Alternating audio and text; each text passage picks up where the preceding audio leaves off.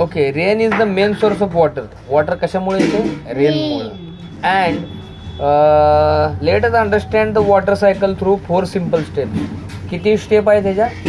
4 आहे. सगळ्यात पहिली स्टेप आहे इव्हॅपोरेशन. काय आहे? काय आहे?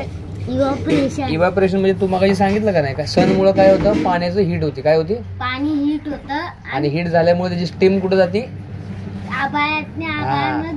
ऐक ऐक ऐक हो, ब्लॅक होतं नंतर हो. पण पहिली प्रोसेस काय आहे? इव्हॅपोरेशन. काय म्हणजे काय होतं? हीट मुळे पाणी गरम होतं आणि त्याची वाफ होते. हे बघितलं दिलंय असं.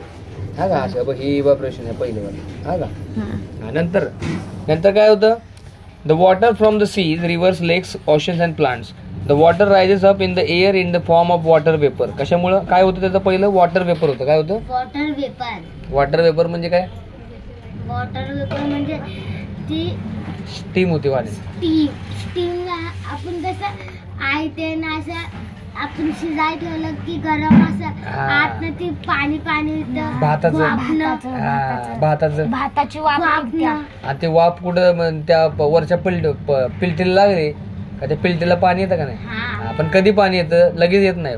तू प्लेट बाजूला घेतलं, वाईज गार झालं का मग काय होतं? पिल्टीचं पाणी जात. तसं आहे. पुढं काय आहे? The water vapour rises higher in the air and cools down. Water vapour कुठे जातात? एकदम उंच जातात. कुठे जातात? आणि थंड होतात.